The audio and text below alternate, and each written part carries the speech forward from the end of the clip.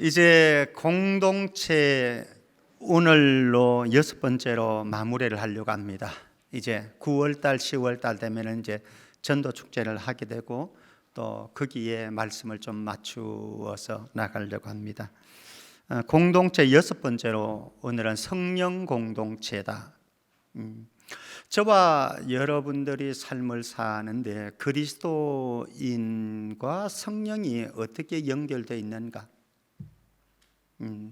그래서 그리스도인의 삶을 성령의 사람이다 이렇게 표현할 수 있는데, 오늘 말씀 속에서 그리스도인의 정체성이 도대체 성령 하나님과 어떤 연관성이 있는지 찾아보려고 하고요. 우리 교회 공동체를 이야기할 때에 성령의 사람들이 한 사람 한 사람 모여서 이루는 이 공동체가 어떻게 성령 하나님과 연계성을 가지고 우리의 삶을, 공동체를 이루어가고 있는가, 말씀을 통해서 한번 찾아보려고 합니다. 성령은 삼위일체 가운데 한 분이시지요. 그런데 성령님을 이야기할 때에 그냥 이것처럼 종처럼 보여지고 느껴지고 만져지면 쉽겠는데, 그러면 성령님 그러면 딱 들어오겠는데, 성령님은 신이십니다. 하나님이시고 영적인 존재이기 때문에 가시적으로 만져지지 않고 느껴지지 않고 보여지지 않아요.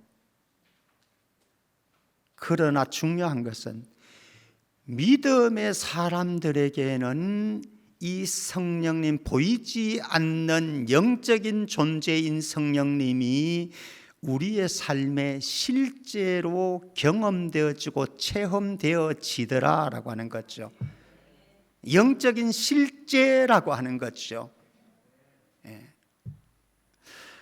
그래서 총회헌법 성경 대요리 문답 우리가 한때 소요리 문답을 공부를 했습니다마는 대요리 문답 구문에 가면은 이런 질문이 있습니다.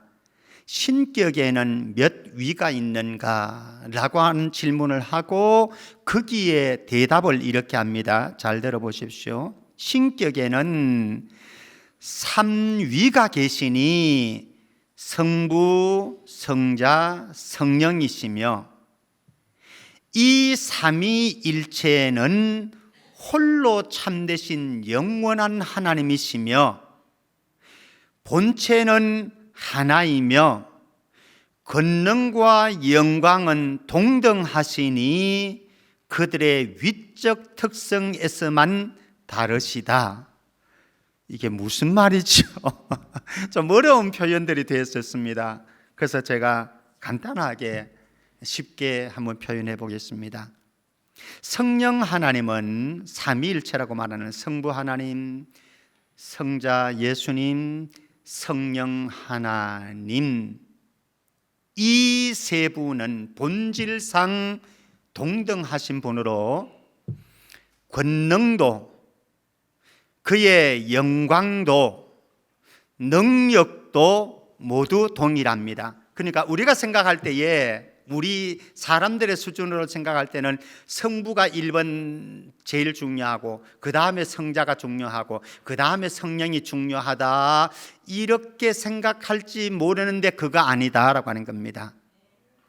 이 세 분은 본질상 동등한 권능과 영광과 권세를 가지고 계신데, 그런데 이 세 분은 성부 하나님, 성자 예수님, 성령 하나님께서는 하는 사역이나 역할은 각기 다르다. 성부 하나님의 사역, 역할과 성자 예수님이 하는 사역, 역할, 성령 하나님이 하시는 사역과 역할은 각기 다르다. 그런데 이 세 분이 우리의 구원을 이루어 가신다. 이게 이제 총회헌법 성경 대요리 문답 구문이 설명하는 내용입니다. 좀 어렵게 표현했지만은 쉽게 표현하면은 이렇습니다. 그러니까 그리스도인과 성령님은 떼면은 안 됩니다. 뗄 수도 없고 떼면은 안 됩니다. 성령의 사람들이 모인 교회 공동체는 성령과 떼어서는 설명할 수가 없습니다. 성령과 떼어지면은 그 공동체는 병들게 되어 있습니다.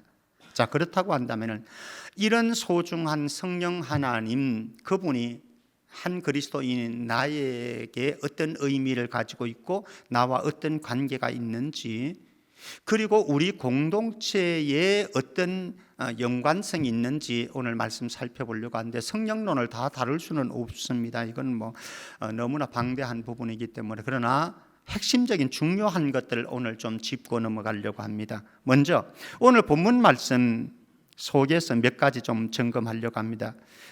요한복음 14장 16절에서 17절, 그리고 26절과 27절 본문 뒤에 있는 내용입니다. 요 구절에서 7가지를 점검을 좀 해보려고 합니다. 첫 번째는 16절 말씀 먼저 보면은, 내가 아버지께 구하겠으니 그가 또 다른 보혜사를 너희에게 주사, 이렇게 말씀합니다. 첫 번째는 예수님이 이 땅을 떠나가실 때, 제자들을 떠나가실 때에 하나님께 구해서 또 다른 보혜사 성령을 보내주시겠다고 약속하셨고, 그 약속은 오순절 사도행전 2장에 가면은 이루어졌습니다. 예수님이 하나님께 구해서 보내주신 또 다른 보혜사이시다. 첫 번째입니다. 자, 이 또 다른 보혜사가 어떤 분이시냐? 보혜사라고 하는 뜻은 파라클레토스라고 합니다. 파라클레토스는 변호사, 대언자, 상담자, 위로자, 중보자 등등 이런 뜻을 가지고 있습니다. 그러니까 이 파라클레토스로 오신 보혜사 성령님은 우리를 돕는 자이고, 변호해 주시는 분이시고, 상담해 주시는 분이시고, 위로해 주시는 분이시고, 대언해 주시는 분이시고, 중보해 주시는 분이시다. 성령님의 사역에 대한 어떤 기능들을 다 설명해 주는 그런 표현이 바로 파라클레토스라고 하는 보혜사이다. 그런데 이 또 다른 보혜사는 예수님과 동일한 또 다른 보혜사입니다. 동일한 존재인데, 그러니까 또 다른 보혜사로 예수님과 동일한 분으로 존재로 오시는 이 분이 하시는 사역의 핵심은 무엇인가 하면은 예수님이 하셨던 사역을 계승한다라고 하는 거죠. 예수님이 하셨던 사역을 계승해 가시는 분이 바로 또 다른 보혜사 성령님의 사역이다라고 하는 것입니다. 두 번째. 세 번째, 16절 계속해서 보면요, 그가 또 다른 보혜사를 너희에게 주사 영원토록 너희와 함께 있게 하리니. 예수님은 이 땅에 오셔서 3년 동안 제자들과 함께, 물론 33년이지만은요 공생의 사역으로만 본다면은 3년 동안 제자들과 함께 하시다가 죽으시고 부활하셔서 성천하셨습니다. 제자들을 떠나셨습니다. 떠나면서 보혜사 성령님을 보내주시는데, 보혜사 성령님께서는 이곳에 땅에 오셔서 제자들에게 오셔서 영원토록 떠나지 않고 고아처럼 버리지 아니하고 함께 하시는 분이시다. 영원토록 함께 하시는 분이시다. 세 번째. 그리고 이렇게 오신 보혜사 성령님께서는 17절 말씀에 가면은 그는 진리의 영이라, 진리의 영이시다. 진리의 영이시라고 하는 것이 무엇입니까? 우리로 하여금 진리를 깨닫게 하시고, 우리로 하여금 진리 가운데로 우리를 인도해 가시는 분이시다. 그래서 진리의 영이시다. 우리가 어떻게 진리를 깨달을 수 있습니까? 이 시간 설교를 통해 여러분들이 어떻게 깨달을 수 있습니까? 성령님이 역사하셔서 진리의 영께서 우리로 하여금 깨닫게 하시는 거예요. 그래서 진리를 알게 하시는 거예요. 그리고 우리를 진리 가운데로 세워 가시는 것이죠. 바로 이 사역을 하시는 분이 진리의 성령님이시다. 그런데 이 진리의 성령님은 누구나 알 수 있는가? 누구나 소유하고 있는가? 그렇지 않다. 17절 다섯 번째입니다. 세상은 능히 그를 받지 못하나니 이는 그를 보지도 못하고 알지도 못함이라. 세상은 그렇다라고 하는 겁니다. 세상이라고 하는 것은 하나님과 떨어진 삶을 살아가는 존재들입니다. 이들은 성령을 받지 못했고 그리고 보지도 알지도 못합니다. 성령이 무엇이냐고는 그게 뭔데? 라고 하는 것이죠. 그러나 너희는 그를 아나니 그는 너희와 함께 거하시며 또 너희 속에 계시겠습니다. 성령님을 알고 있습니다. 제자들은 그들은 성령 체험을 하게 되어질 것이거든요. 오순절 성령 강림을 통해 가지고 성령님이 경험되어질 것이고 또 그들 속에 성령님께서 계시는 거예요. 구약에는 누구 위에 임했습니다. 특별한 사람들 위에 임했습니다. 사울 왕 위에, 다윗 왕 위에 임했습니다. 그리고 한시적으로 일을 하시다가 성령님이 떠나가시기도 합니다. 그런데 예수님이 하나님 아버지께 구해서 보내주시는 이 진리의 성령, 보혜사 성령께서는 우리와 영원히 함께 하시는데 우리 속에 거하신다라고 하는 거예요. 그래서 여러분들 속에, 여러분들 안에 성령님을 지금 모시고 산다라고 하는 거죠. 얼마나 중요한 일입니까? 그죠? 자, 그 다음에 이 성령님께서, 우리 안에 계시는 성령님께서 어떤 일을 하시는지 26절 보십시오. 26절입니다. 보혜사 곧 아버지께서 내 이름으로 보내실 성령, 그가 너희에게 모든 것을 가르치고 내가 너희에게 말한 것 모든 것을 생각나게 하리라. 예수님이 하셨던 사역, 예수님이 가르쳤었던 말씀, 복음, 진리의 말씀을 생각나게 하고 깨닫게 하고 가르쳐 주시는 분이 바로 이 성령님이시다.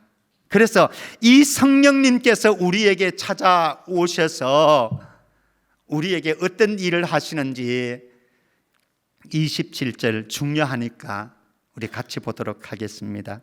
이 부분은 제가 언제 따로 떼어서 이 구절을 가지고 설교 한번 하려고 생각합니다. 27절 같이요. 시작. 평안을 너희에게 끼치노니 곧 나의 평안을 너희에게 주노라. 내가 너희에게 주는 것은 세상이 주는 것과 같지 아니하니라. 너희는 마음에 근심하지도 말고 두려워하지도 말라. 다음에 한번 설교하기로 하고요. 중요한 것은 그렇습니다. 보혜사 성령께서 우리에게 찾아오셔서 무엇을 준다고요?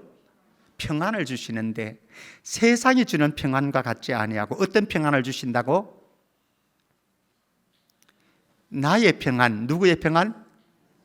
예수님의 평안을 우리에게 부어주신다고요. 나중에 다시 한번 보도록 하십시다. 보혜사 성령님에 대한 개관을 예수님의 말씀을 통해서 이제 우리는 살펴보았습니다. 조금 더 들어가면서 성령님에 대한 말씀들을 좀 점검하면서 우리의 삶을 또 우리 공동체를 점검하려고 합니다. 요한복음 3장 5절 성령님은 어떤 사역을 하시는가? 거듭나게 하신다, 중생케 하신다라고 하는 거죠. 요한복음 3장 5절 예수께서 대답하시되 진실로 진실로 너희에게 이르노니 사람이 물과 성령으로 나지 아니하면 하나님의 나라에 들어갈 수 없느니라. 모든 사람은 사실은 두 번 태어나야 됩니다.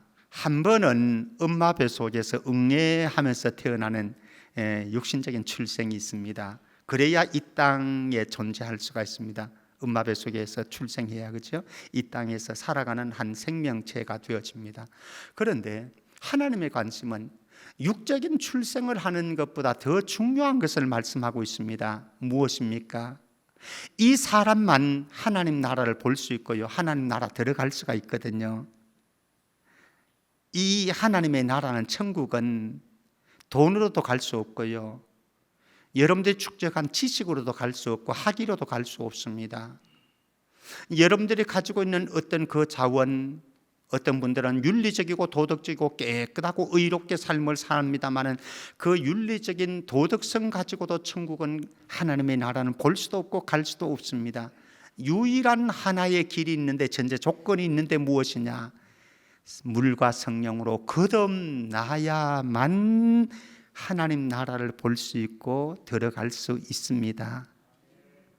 그래서 이 자리에 오신 분 가운데 만약에 교회는 나오지만은 내가 성령으로 거듭나지 않았다, 중생하지 않았다, 그래서 새로운 피조물로 다시 재창조되지 않았다고 한다면은 사실은 우리는 큰 의미 없습니다. 10년을 교회 다닌다고 할지라도 교회 공동체는 그런 것이다라고 하는 거죠. 본 의계인 된 사람들의 모임이 바로 교회 공동체라고 하는 것이죠. 그래서 정말로 내가 거듭났는지 점검해 보아야 됩니다. 본 의계인 됐는지, 중생한 자인지, 새로운 피조물이 된 사람인지 그리스도인지를 우리는 정말로 냉정하게 점검을 해 보고, 그렇지 않다고 한다면 우리는 성령의 은혜를 구해서 본 의계인, 다시 제2의 출생을 해야 됩니다. 니고데모가 그래 했다라고 하는 거죠. 자, 세 번째로 갑니다. 세 번째, 성령님이 하시는 사역은 하나님의 자녀임을 증언하는 사역을 하십니다. 로마서 8장 14절에서 16절 말씀 보겠습니다. 로마서 8장 14절에서 16절, 여기에서 세 가지 우리는 점검을 해봅니다. 첫 번째는 16절 말씀 봅니다. 성령이 친히 우리의 영과 더불어 우리가 하나님의 자녀인 것을 뭐 한다고요? 증언하시하나니. 성령은 저와 여러분들이 하나님의 자녀이라고 하는 것을 증언해 줍니다. 내가 하나님의 자녀인 것을 어떻게 알 수 있느냐? 여러분들 안에 계신 성령님께서 김병태 너는 하나님의 아들이야 증언해 주신다라고 하는 거죠. 성령님의 사역입니다. 그래서 우리는 내적 확신을 가지게 되어지는 것 아니겠습니까? 두 번째, 이렇게 성령을 받은 자는 반드시 이런 현상이 나타납니다. 15절 말씀, 너희는 다시 무서워하는 종의 영을 받지 아니하고 양자의 영을 받았으므로 우리가 읽습니다. 시작. 양자의 영을 받아서 성령님에 의해서 우리가 어떻게 된다고요? 아빠, 아버지. 하나님을 가리켜서 아빠, 아버지. 혹시 여기 계신 분들 가운데 하나님을 가리켜서 여러분들 저 10년 깊숙한 곳에서, 영혼 깊숙한 곳에서 하나님을 아빠, 아버지라고 부르지를 않는다고 한다면 점검해 봐야 됩니다. 이것으로 착각하지 마세요. 목사님이 하나님이 우리의 아버지고 우리가 하나님의 아들이라고 그러시니까, 또 성경을 읽어보니까 그렇게 이야기를 하니까, 그러니까 하나님은 나의 아버지다, 그래서 하나님을 아버지라고 말하는 이것으로는 만족지를 못합니다. 이것은 아니고, 제가 전제를 했습니다. 하나님을 아빠, 아버지라고 부르는데 우리의 저 10년 깊숙한 곳에서 성령님께서 우리에게 감동 주셔서, 그래서 하나님이 나의 아버지라고 하는 이런 확신이 내 심령 속에서, 내 영혼 속에서 확신이 깨나와서 아버지, 나의 아빠, 나의 아버지시여, 심지어는 우리의 아버지 하나님으로 고백되어질 때에 이 사람이 정말 성령 받은 사람이고, 이런 하나님을 아빠, 아버지라고 고백하는 사람들이 이루는 공동체가 우리 성천 공동체이다. 우리는 한 아빠를 두었습니다. 한 아빠. 니도 A도 아빠, B도 같은 분이 아빠, C도 같은 분이 아빠. 자, 이렇게 성령을 받은 자는 하나님을 아빠, 아버지라고 부르는데, 또 하나 14절을 가면은 하나님의 아들, 이렇게 하나님의 아들이 된 사람은 반드시 성령의 인도하심을 받더라 라고 하는 거예요. 성령의 인도하심을 받더라. 자, 14절 말씀 봅니다. 무릇 하나님의 영으로 인도함을 받는 사람은 곧 하나님의 아들이라. 이 말씀을 바꾸어 뒤집어 놓으면 하나님의 아들은 무릇 하나님의 영으로 인도함을 받는 사람이다, 이렇게 되어지는 거죠. 저와 여러분들 정말로 하나님의 아들이다, 하나님의 자녀다라고 한다면 우리는 하나님의 영으로 성령님의 인도를 받는 삶을 살아가게 되어 있고, 교회 공동체는 하나님을 아버지, 아빠, 아버지라고 부르는 사람들이 성령의 인도하심을 따라서 이루는 공동체가 바로 교회 공동체이다라고 하는 것이죠. 그래서 우리에게는 성령의 인도하심이 너무나 중요한 것이죠. 하나님의 자녀임을 증언하는 성령님, 그 다음에 이 성령님이 하시는 소중한 사역, 로마서 8장 26절 말씀에 보면은요, 연약함을 도우시는 성령님의 사역을 말씀합니다. 로마서 8장 26절 보겠습니다. 이와 같이 성령도 우리의 연약함을 도우시나니 우리는 마땅히 기도할 바를 알지 못하나 오직 성령이 말할 수 없는 탄식으로 우리를 위하여 친히 간구하시느니라. 그리스도인들은요, 강한 존재만은 아닙니다. 어쩌면은요, 굉장히 연약한 존재입니다. 교회라고 하는 것은 강력한 힘을 가지고 있는 게 교회만은 아닙니다. 교회는 굉장히 연약합니다. 예수님이 연약함으로 십자가에서 못 박혀 죽으셨듯이 교회는 연약한 존재이고 성도는 연약한 존재입니다. 그러나 우리가 비록 연약한 존재이지만 공동체이지만 신비가 하나 있습니다. 비밀 하나 있습니다. 무엇입니까? 우리를 도우시는 성령님이 계시다라고 하는 거죠. 성령님이 여러분들의 연약함을 돕는 분이시라고요. 돕는 분. 사실 우리의 연약함을 아주 다양한 국면에서 많은 부분들을 이야기할 수 있지만 오늘 로마서 8장 26절 말씀에 의하면 기도함에도 우리의 연약함이 나타날 수가 있습니다. 때로는 기도해야 되는 것도 알고 있는데, 기도할 생각도 있는데, 마음도 있는데 기도하러 가지 못하는 연약한 나, 기도하는 자리에 나오긴 했지만은 기도의 문이 열려지지 않아서 기도를 할 수 없는데, 무엇을 기도해야 할지 모르겠는데 기도할 힘을 주시고 기도의 문을 열어주시고 기도를 이끌어 가시는, 말할 수 없는 탄식으로 친히 저와 여러분들을 위해서 간구하시고 기도하시는 성령님, 그 성령님이 기도의 연약함도 도와주신다라고 하는 거예요. 자, 다섯 번째로 가봅니다. 우리가 너무나 잘 알고 있는 말씀, 이 가을에 우리가 또다시 기억해야 될 말씀, 사도행전 1장 8절 같이 암송. 사도행전 1장 8절 시작. 오직 성령이 너희에게 임하시면 너희가 권능을 받고 예루살렘과 온 유대와 사마리아와 땅끝까지 이르러 내 증인이 되리라 하시니라. 아멘.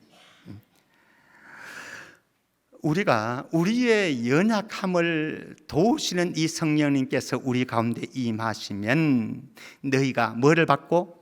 권능을 받고. 연약하다니까요. 저와 여러분들 연약합니다. 다양한 면에서 교회는 연약합니다.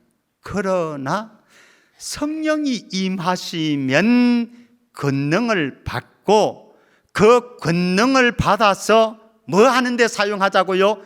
이웃집하고 싸우는데 사용하지 말고, 남편하고 싸우는데 사용하지 말고 뭐 하는데? 예수 그리스도를 증언하는 증인의 삶을 사는데 권능 있게.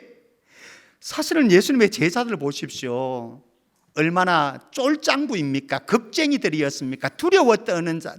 그래서 예수님이 죽고 장사하시고 그 기간 동안 제자들이 함께 예루살렘에 모여 있기는 했습니다만 문 꼭꼭 닫아두고 로마 사람들에게, 병정들에게 걸릴까 봤어. 종교 지도자들에게 걸릴까 봤어. 그런 겁쟁이들, 두려워하는 자들.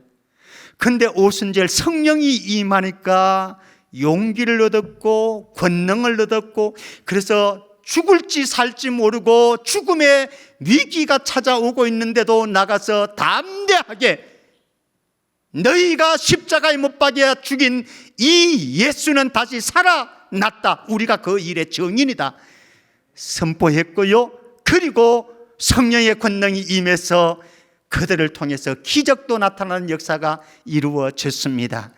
오직 성령이 너희에게 임하시면 우리 모두 권능 받아서 이 가을에, 전도하기 좋은 이 가을, 기도하기 좋은 이 가을에 예수 증인으로 승리해 갈 수 있기를 주의 이름으로 축복합니다. 여섯 번째, 사도행전 16장 6절 7절 말씀 보면은요, 드로아에서 2차 선교 여행 중에 드로아에서 있었던 일입니다. 성령의 통치권 아래 살아가는 우리들, 바울의 모습을 봅니다. 사도행전 16장 6절 7절 말씀 봅니다. 성령이 아시아, 그 당시의 소아시아, 지금의 터키 지역입니다. 아시아에서 말씀을 전하지 못하게 하시거늘, 전도하는데 전하지 못하게 하는 겁니다. 이상하죠? 그들이 부르기아와 갈라디아 땅으로 다녀가 무시아 땅에 이르러 비두니아로 가고자 해서, 다 터키 지역에 있는 지역들입니다. 가고자 어쨌다고 애썼는데 어떻게 한다고요? 예수의 영이 전도하려고 하는데 왜 가로막습니까? 못하게 하시고 허락하지 않아야 하십니까? 그리고 그 이후에 하나님께서는 마게도냐인의 환상을 보여줍니다. 와서 우리를 도와줘라. 바다 건너에 있는 그리스, 지금의 그리스 지역이거든요. 터키 지역은 여기 있고, 와서 건너와서 우리를 도와줘라. 그래서 가서 선교한 데가 유럽 지역인 빌립보성, 첫성 빌립보성에서 복음 전도하죠. 그곳에서 루디아를 만나게 되어지는 사건이 일어나게 되어지는 거죠. 성령님은요, 때로는 저와 여러분들이 가려고 하는 길을 막고요, 저와 여러분들이 하려고 하는 일을 막을 때가 있어요. 가로막을 때가 있습니다. 방해할 때가 있습니다. 그래서 우리는 성령의 통치권 아래 살아야 되는 것이 성령의 사람이고, 성령의 사람들이 모인 공동체는 당연히 성령의 통치권 아래 순종하며 살아가는 것이 교회 공동체이다라고 합니다. 그러니까 세상 공동체하고는 전혀 달라요. 여러분들의 가정에서는 여러분들이 윽박질러 가지고 상대방의 의견을 무시하고 이렇게 살아갈 수 있지만, 교회 공동체는 그렇지 않다라고 하는 거죠. 성령께서 우리를 막을 수도 있고 성령께서 우리의 가는 길을 저지할 수도 있는데, 성령의 통치권 안에 우리 모두가 들어가는 것, 이게 성령의 사람이고 성령의 공동체인 교회이다라고 하는 겁니다.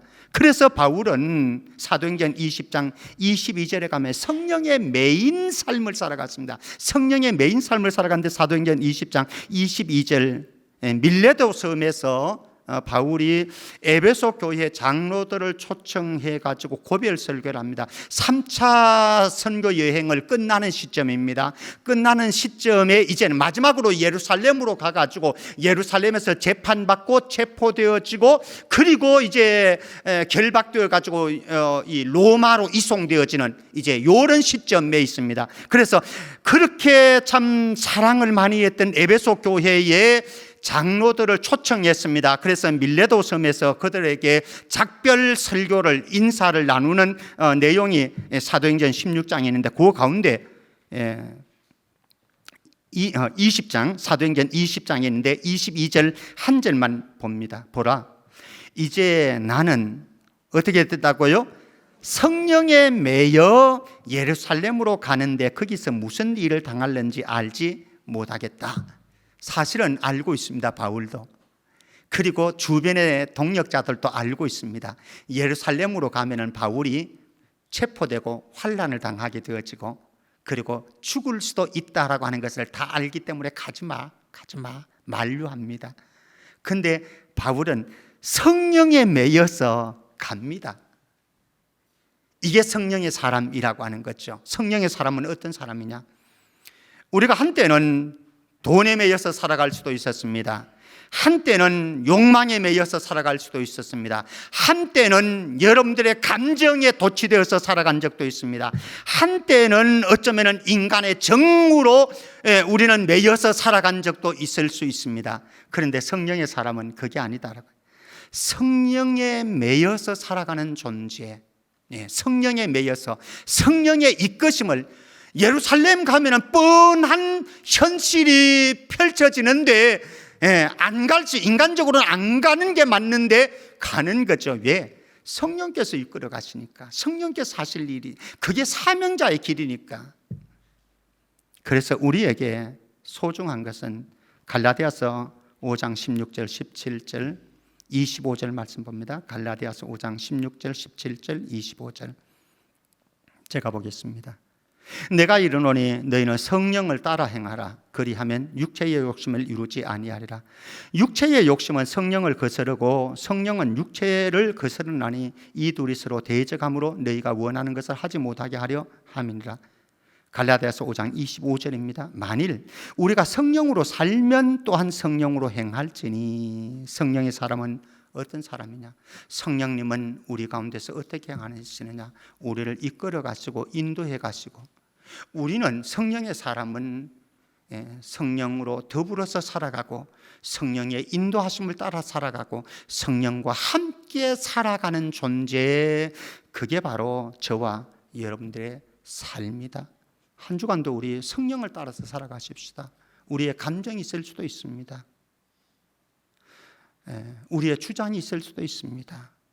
우리가 좋아하는 것, 사랑하는 것일 수도 있습니다. 그러나 그것들 다 내려놓고 성령에 매여서 성령이 이끄시는 대로 가는 거예요. 마지막으로 10번째로 가보겠습니다. 10번째로 9번째 에베소서 5장은 나중에 제가 한번 따로 떼어서 좀 설교를 하려고 생각을 합니다. 10번째, 성령의 전인 우리의 몸을 관리하는 그리스도인. 고린도전서 6장 19절 20절 말씀입니다. 제가 봅니다. 너희 몸은 너희가 하나님께로부터 받은 바 너희 가운데 계신 성령의 전인 줄을 알지 못하느냐? 너희는 너희 자신의 것이 아니라 값으로 산 것이 되었으니 그런즉 너희 몸으로 하나님께 영광을 돌리라. 저와 여러분들이 가지고 있는 이 몸뚱아리, 육체는요, 내 것이 아니고 주님의 것인데, 주님이 우리를 피값으로 사셔서 보혜사 성령을 우리에게 보내주셔서 여러분들 몸 안에 거하도록 하셨습니다. 그러니까 여러분들은 여러분들이 아니라 내 안에 계신 성령의 사람이라고 하는 거예요. 그래서 성령님은, 거룩하신 성령님은 여러분들의 몸을 성전 삼고 집을 삼고 여러분들 안에 지금 거하시고 계신 거예요. 그러니까 여러분들이 여러분들의 몸을 여러분들 안에 계신 거룩한 성령을 화나게, 분노하게, 서글프게 만들면 됩니까? 안 됩니까? 안 된다는 거예요. 혹시 여러분들 가운데 막걸리 좋아하시는 분들 계십니까? 예습성으로 끝내십시오.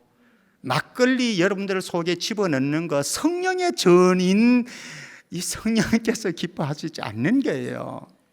혹시 여러분들 아직까지 뭐 코에서도 연기가 나고 입에서도 연기가 나오니까 좋은지는 모르지만, 뇌에 어떤 작동을 시키는지는 모르지만 성령님 기뻐하지 않아요. 성령의 집인, 성령의 전인 우리의 몸에서 그런 거 나와서 되겠습니까? 고린도 교회 안에서는요, 어떤 일까지 벌어졌는가 하면요, 교회 안에 성도들 가운데 음행하는 일이 생겨버린 거예요. 바울이 아주 신랄하게 세상에서도 없는 일들이 교회 안에서, 너희들 안에서 벌어지고 있다고 하면서 아주 강력하게 호되게 채찍질합니다. 할 수 없죠. 우리의 성령의 전인 이 육체를 가지고 음행하는 데 사용한다. 성령님, 하나님 영광 되겠습니까? 막걸리 집어넣는 이 몸 하나님 영광 되겠습니까? 이거 가지고 하나님 영광 받으시겠습니까? 이번 한 주간 나는 성령의 사람이고 성령의 인도하심을 따라서 성령의 메인받은 삶을 살아가서 하나님의 영광을 추구하며 살아갈 수 있기를 주의 이름으로 축복합니다. 하나님 아버지, 은혜 감사합니다. 우리를 성령의 사람 되게 하셨으니 성령의 사람답게 살게 해 주옵소서. 거룩하신 예수님 이름으로 기도합나이다. 아멘.